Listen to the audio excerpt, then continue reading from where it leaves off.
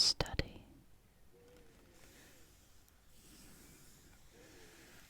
Let's learn a little about language history today.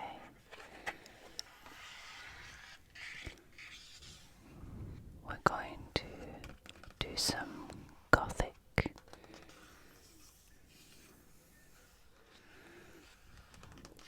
We'll talk a little bit about the history and texts of the Gothic language, the extinct language of the eastern branch of Germanic languages.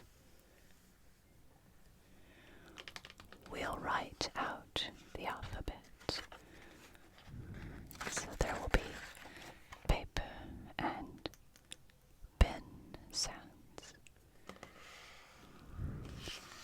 and we'll look at some words and a bit of text.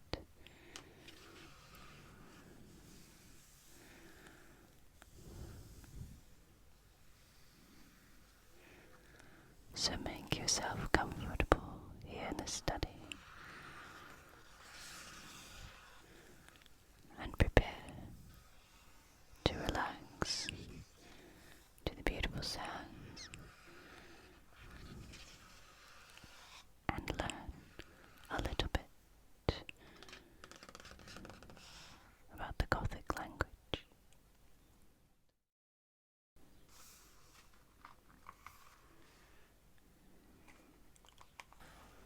Looking at our Indo-European language tree,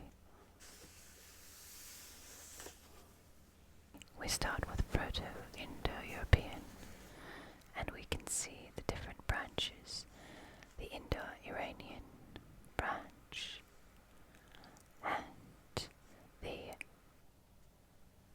extinct Tocharian and Anatolian branches, the Hellenic branch, the Italic branch, the Celtic branches, and the large Slavic and Germanic branches.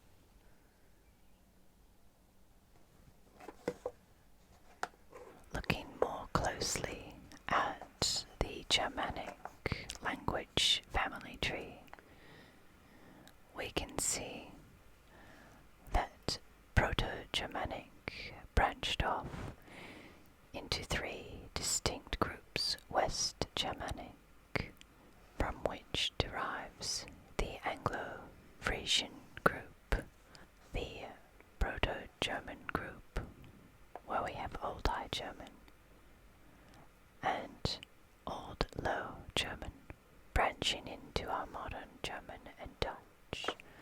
We also have the North Germanic group, where we have Icelandic, Faroese, and all of the Scandinavian languages.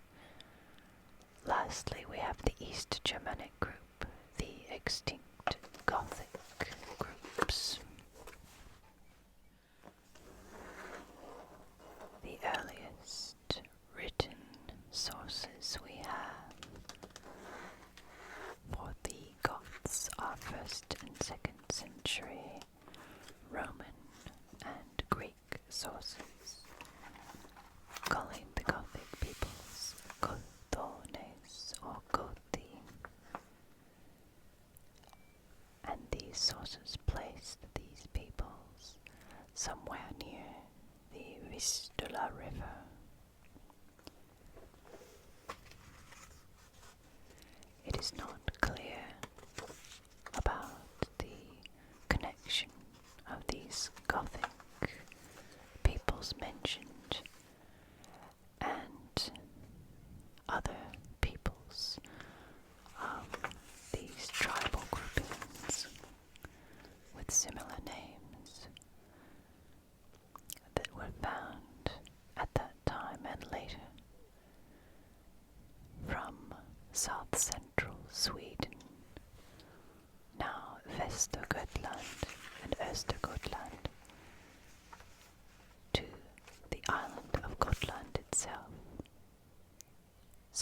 sources point to a legend by the Gothic historian Jordanes, telling that the Goths came to the mouth of the Vistula from across the sea, thereby displacing several Germanic tribes who were there before them, including the Vandals. In the great Völkerwanderungen, the age of Germanic legend, it is because of these great migrations and pressure on the populations that a large number of Goths left the Vistula in the mid-2nd century AD, so that it was around 170 that they reached the area north of the Black Sea, where they settled between the Don and the Dniester rivers. They were soon joined or overrun by other migrating waves between AD 200 and 230. This placed them on the borders of the Roman Empire, and they proceeded then to make incursions into it. Their attack on the Roman province of Dacia, which is now Romania, was so intense at the time that the Roman Empire was forced to abandon it after 270, and subsequently a great number of Goths settled there. It is around this time that a split between two large Gothic groups becomes discernible: the Ostrogoths in what is now the Ukraine, and the Visigoths between the Danube and the Dniester rivers. Ostrogoths consolidated their control over barbarian tribes to their east and north, while the Visigoths were moving largely in the orbit of the Eastern Roman Empire, sometimes allied with it, sometimes its enemy. The Visigoths were the first Goths to be Christianized, famously through the work of the Gothic bishop Wulfilas. He is said to have worked among the main body of Visigoths in Dacia for 7 years, until around 347 AD, when he and those following him were driven from the area and forced to seek imperial protection south of the Danube in what is now Bulgaria. In the year 375, the Goths were subjected to a large-scale invasion from the east by the aggressive and non-Germanic group known as the Huns. Though Ostrogoths were most immediately affected, the Visigoths too were very hard pressed. After a decisive defeat in 376, most of the Visigoths fled south of the Danube and became dependents of Rome. Eventually, the Visigoths, having taken up arms against Rome in 378, won a great victory under Frethigaun in Adrianople, in which this eastern emperor, Valens, was killed. The Visigoths were then granted the status of federates of Rome, independent rulers of their recently occupied territories. After about 20 less eventful years, they set off westward under a new ruler, Alaric, in 395.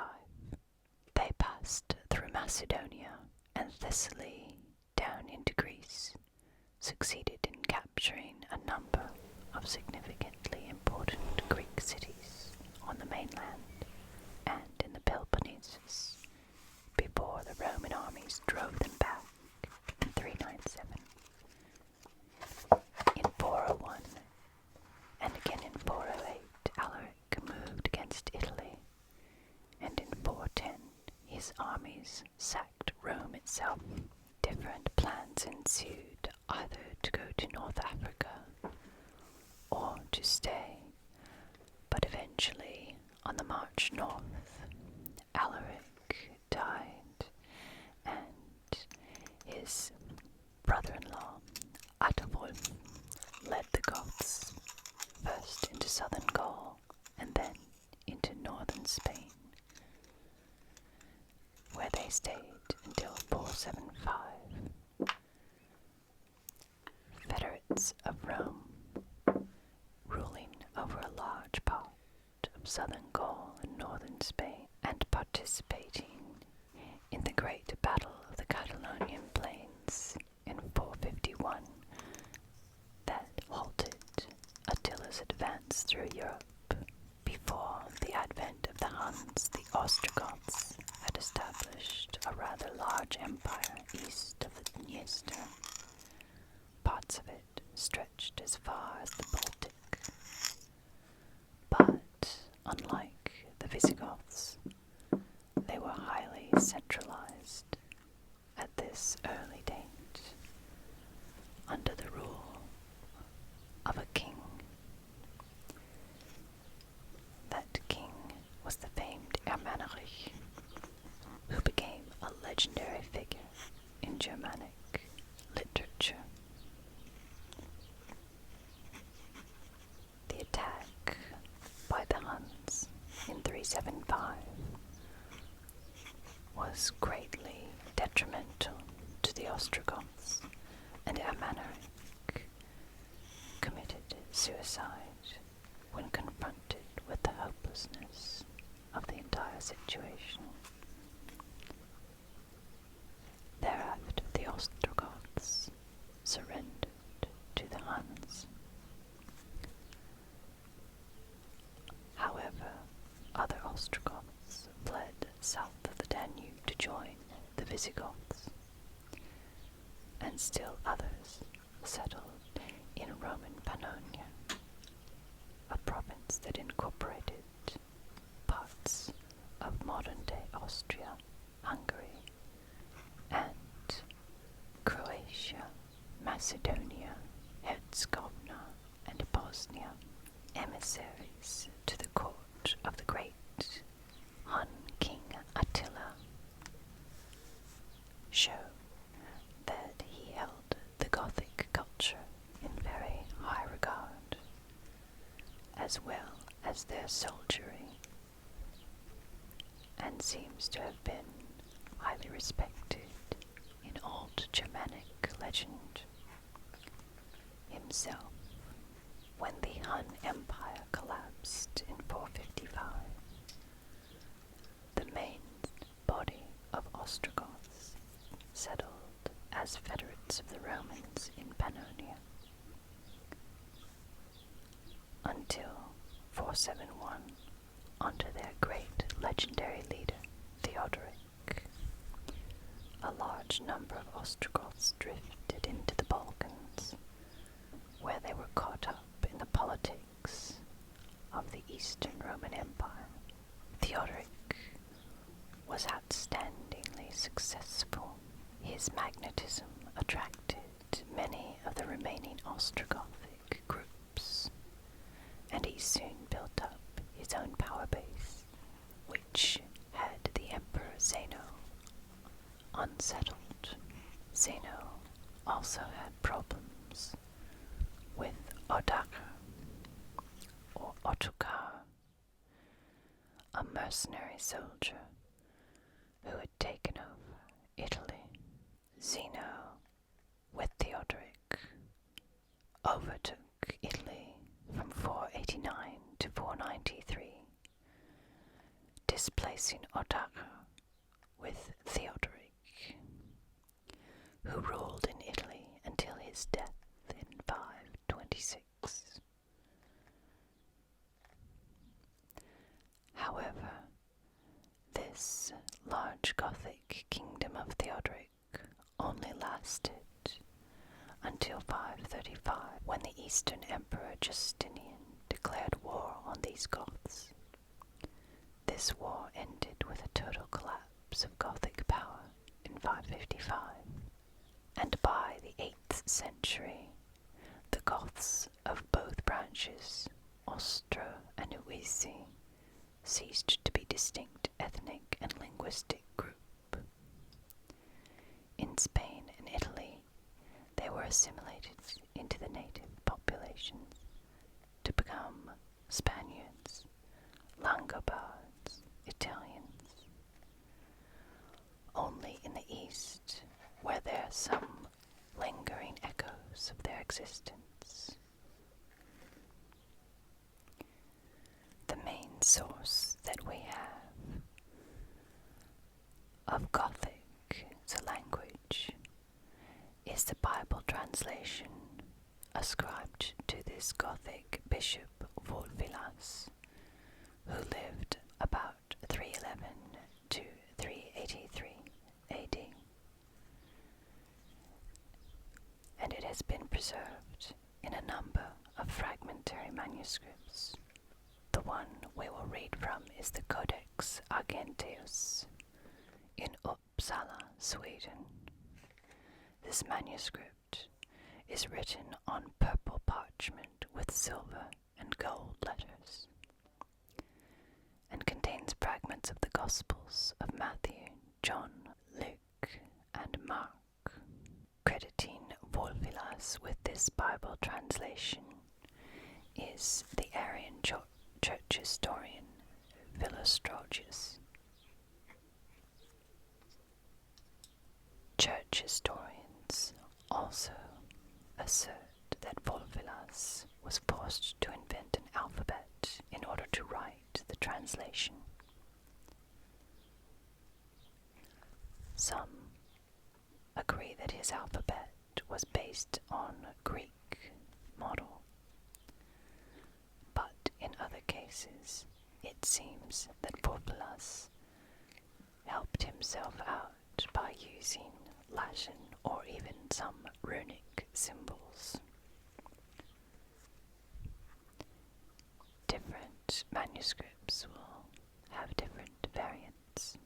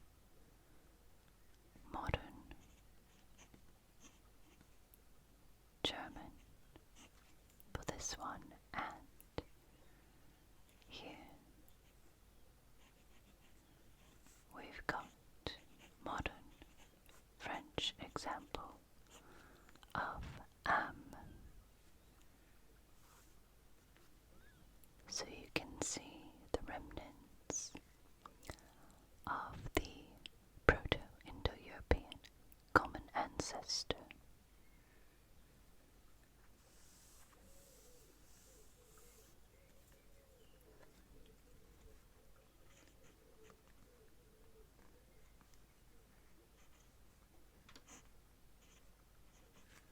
Eartha, earth.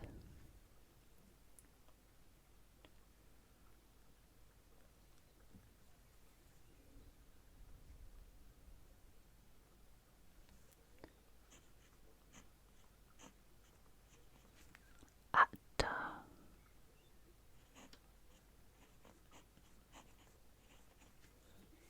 father. From this word, we can see in the Turkic languages the modern form of father, Atta.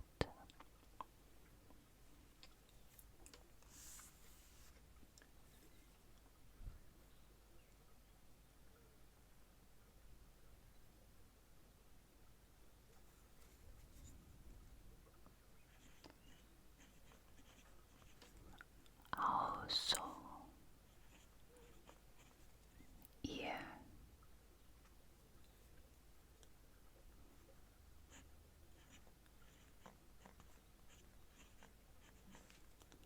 Bayran,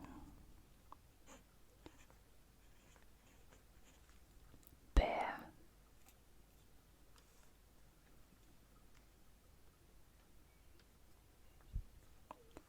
And you can see one final syllable that falls away in the modern Germanic languages, such as modern German and English, for example.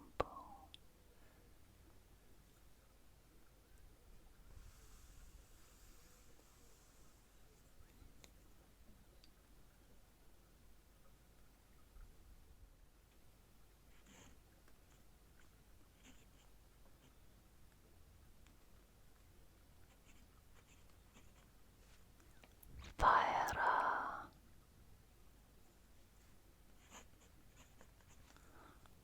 far or far from, fire.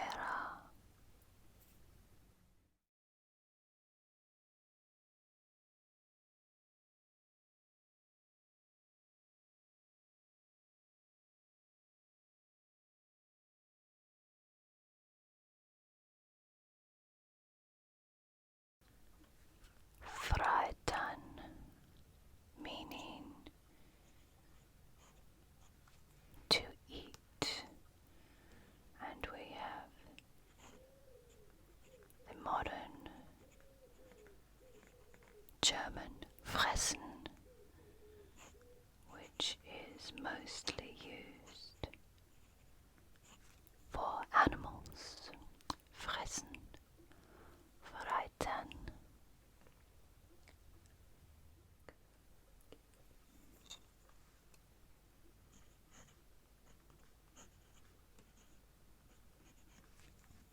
Geben,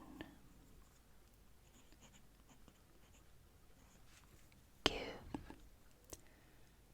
You can see that the B has been kept, retained in the modern German geben, and in the modern English it has become a V, give.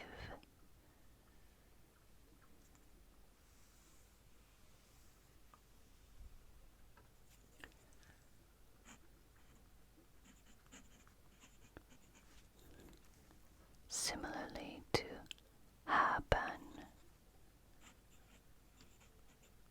have or haben in modern German, haben. So we have in the modern German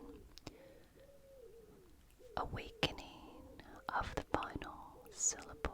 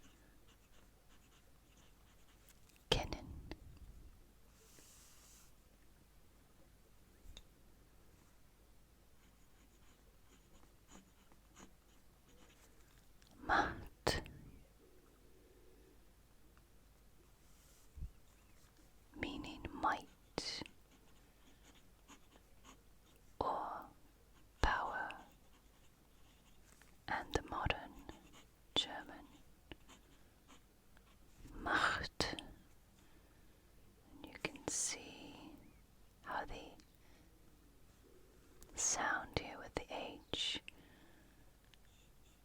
has become the H in the modern German and the silent GH in English.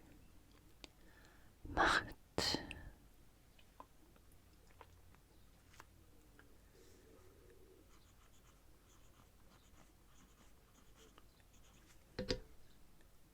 Manach.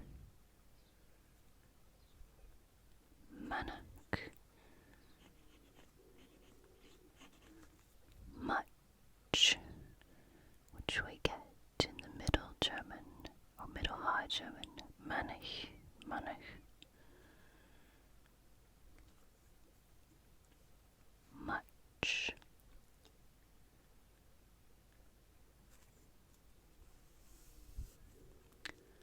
Then we have many pronouns that have come down.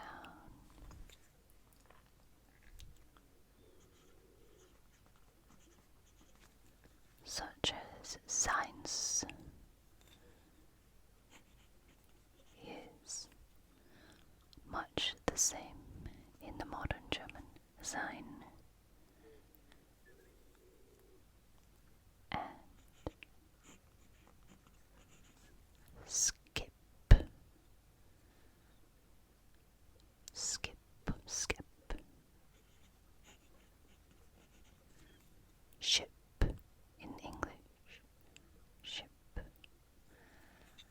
and the modern German, of course, Schiff.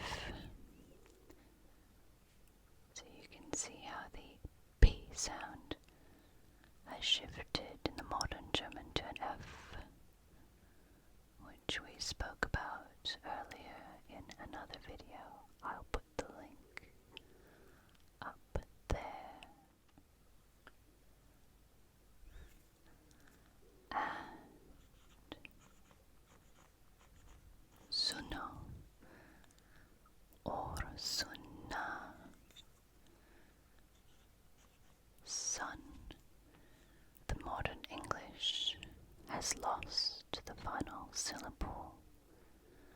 Modern German still keeps it. Die Sonne, the sun.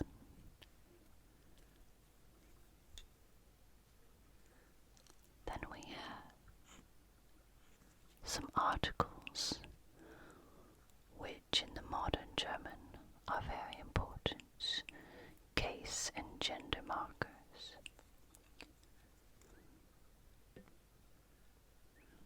But also serve here as pronouns. That, the, or that, and this would be neuter of the article and demonstrative pronoun, accusative singular, whereas this is the genitive singular of this article or demonstrative pronoun.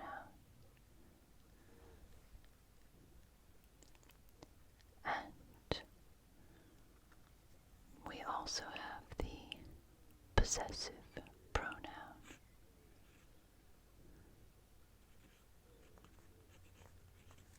Thines, which in English will translate to thy or thine, an archaic form of your. And to add extra syllables, thynama, neuter, dative, singular. Modern German, dein,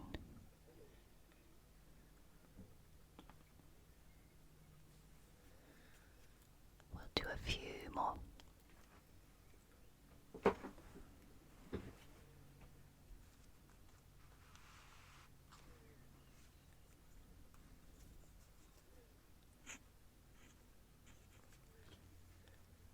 Another pronoun, personal pronoun for you.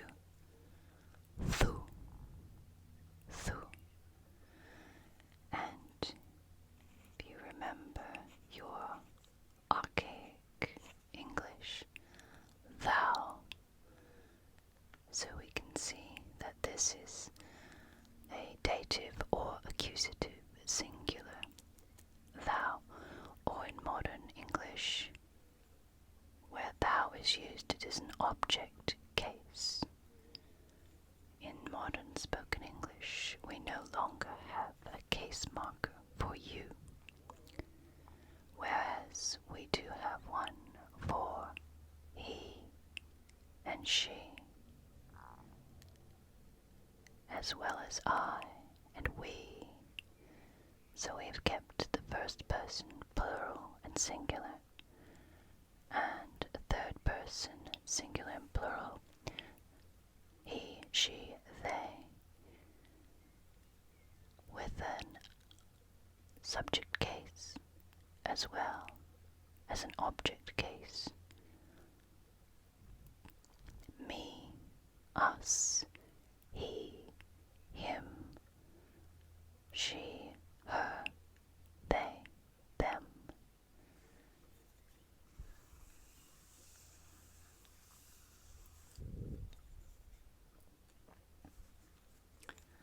Let's do a nice verb.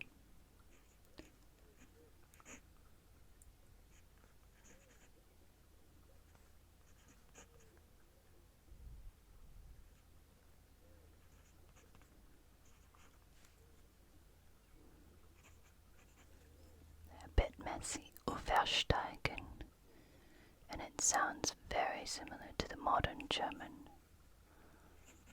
Aufsteigen.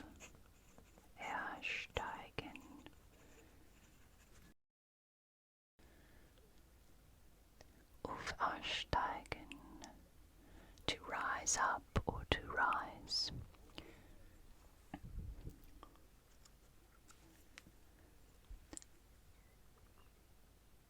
So in modern German we can say aufersteigen or ersteigen, but not aufsteigen, which is something else.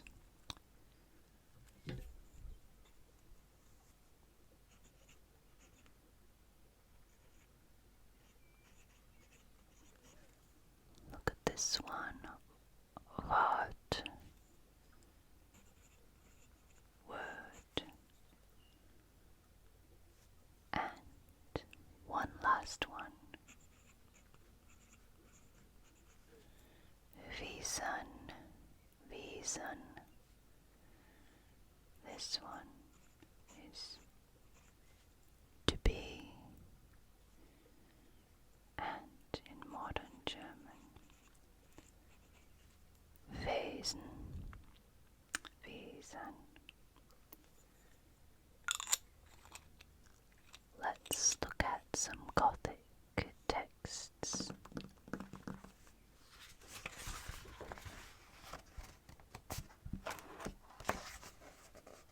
The parable of the sower and the seed from the Gospel of Mark, chapter 4, verses 1 through 9. Ja, after Jesus tugan leisjan ad maren, ja kalesun sig du ima managens villu, svasve inne geleisendan in skip, gastidan in maren, ja alle så managai vithra maren, Anastatha vas ja laisida ins in gayukmanek yagath im in laisenai senai hauseth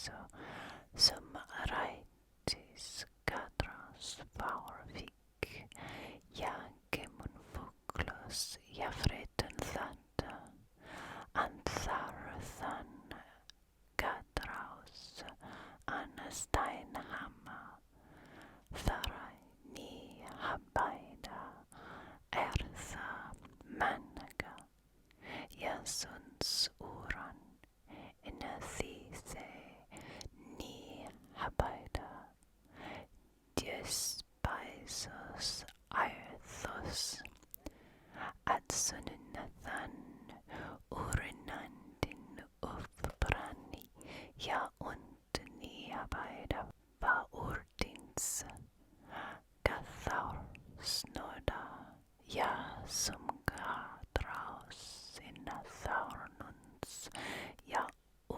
arsteigun thai, thaurnius, ja afra bidedun thata, ja akranigaf, ja sumgadraus in arthagoda, ja gaf akran urinado, ja varsiando, ja bar ein, ja ein, ja ein ja gath, sei habai alsonna, haus ja donna, kaos ja.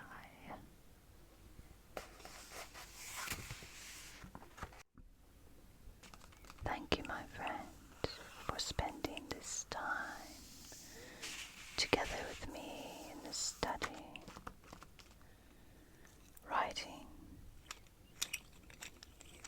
and speaking and reading and making paper sounds. I hope you have a beautiful, gentle day or night. Be good to yourself.